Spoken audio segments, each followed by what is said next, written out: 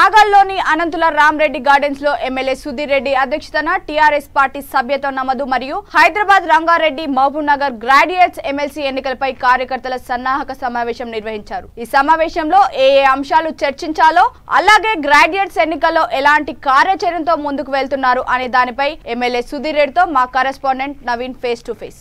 Hyderabad Rangareddy Mahabubnagar graduation ఎన్నికల సన్నాహక సమావేశం ఈరోజు ఎల్బీనగర్లో నిర్వహించారు। ఈ సన్నాహక సమావేశంలో ఎల్బీనగర్ ఎమ్మెల్యే సుధీర్ రెడ్డి గారు పాల్గొన్నారు। ఈ సమావేశంలో ఏ అంశాలు చర్చించారు అంటే రానున్న గ్రాడ్యుయేషన్ ఎన్నికల్లో టీఆర్ఎస్ పార్టీ గెలిచే అవకాశం ఎలా ఉందన్న విషయాలు మనతో మాట్లాడడానికి సుధీర్ రెడ్డి ఉన్నారు। వాటితో అడిగి మిగతా విషయాలు సార్ చెప్పండి, ఏర్పాటు చేసిన సమావేశంలో ఏ అంశాలు చర్చించారు? ముఖ్యంగా రేపు శాసనమండలి ఎన్నికల ఎమ్మెల్సీ ఎన్నికల్లో వాణిదేవి గారి విజయానికి, రెండవది సభ్యత్వ నమోదు కార్యక్రమం, రెండు విషయాల మీద చర్చించడం।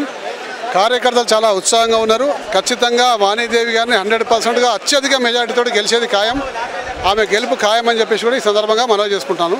దానికి సమన్వయపరుచుకుంటూ ఒక వ్యూహం కూడా ఏర్పాటు చేసుకున్నాం। ఆ వ్యూహ ప్రకారం రేపటి నుంచి మన కార్యక్రమం స్టార్ట్ అయిపోతుంది।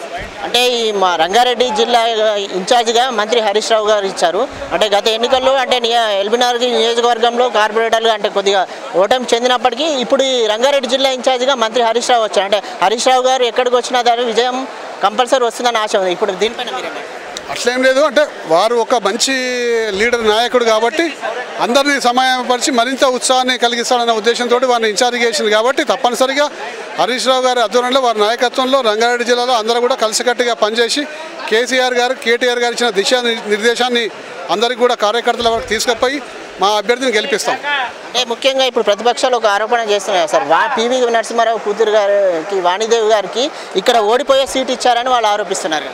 ఓడిపోయే సీట్ ఇస్తుందని చెప్పి వాళ్ళు అనుకుంటున్నారు। ఆవిడ గెలుస్తున్న సంగతి మేము స్పష్టంగా ఇంకా కొద్ది రోజులు తెలుసుకుంటారు మీరు। ఖచ్చితంగా ఆమె గెలుపు ఖాయం। అంటే ఒకవేళ పివి గారి కుటుంబాన్ని గౌరవించాలనుకుంటే రాజ్యసభ సీటు కానీ లేదంటే గవర్నర్ కోటాలో ఎమ్మెల్సీ కోటా సీట్ ఇచ్చి వాళ్ళని అంటే వాళ్ళకి ఒక అభివాదం చేసినట్టు ఉంటుంది, కానీ ఓడిపోయే సీట్ ఇచ్చి అంటే టీఆర్ఎస్ పార్టీ ఇక్కడ గెలవదని చెప్పేసి ఆ ఓటమి పివి కుటుంబంపై నెట్టే ప్రయత్నం చేస్తున్నారని ఆరోపణ।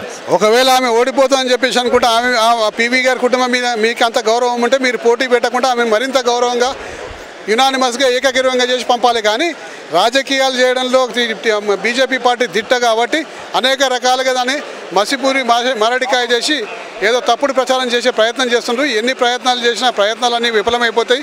పివి నరసింహారావు కుమార్తె అత్యధిక మెజార్టీతో గెలిచే ఖాయం అని చెప్పేసి సందర్భంగా మనం చేస్తాం। అంటే ఇప్పుడు ముఖ్యంగా జరుగుతున్నాయి గ్రాడ్యుయేషన్ ఎలక్షన్ కదా సార్, ఈ గ్రాడ్యుయేషన్ ఎలక్షన్లో ముఖ్యంగా గ్రాడ్యుయేట్స్ అనే యువత టీఆర్ఎస్ ప్రభుత్వంపై కొద్దిగా అసంతృప్తిగా ఉన్నట్టు మనకు అనిపిస్తుంది కదా, వారికి మీరు ఏం చెప్పాలి? దేనికి అసంతృప్తి, ఎందుకు అసంతృప్తి? నిరుద్యోగ అభివృద్ధి విషయంలో కానీ ఉద్యోగాల విషయంలో కానీ 1,32,000 ఉద్యోగాలు ఈ 6 సంవత్సరాల్లో ఇచ్చినందుకు అసంతృప్తియా? మరి గడిచిన 10 సంవత్సరాల్లో 24,000 ఉద్యోగాలు ఇచ్చింది వేరే ప్రభుత్వము। టీఆర్ఎస్ పార్టీ ఏర్పడ్డాక 1,32,000 ఉద్యోగాలు ఇచ్చింది, ఇంకా 56,000 ఉద్యోగాలు ఇవ్వబోతున్నారు। అంటే రాబోయే 2 సంవత్సరాల్లో 3 సంవత్సరాల్లో ఇంకో 50,000-60,000 ఉద్యోగాలు, అంటే 2 లక్షల ఉద్యోగాలు సంపూర్ణంగా ఈ 10 సంవత్సరాల్లో ఈ రాష్ట్రానికి అందించింది టీఆర్ఎస్ పార్టీ కాబట్టి అసంతృప్తి ఉండడానికి వీల్లేదు।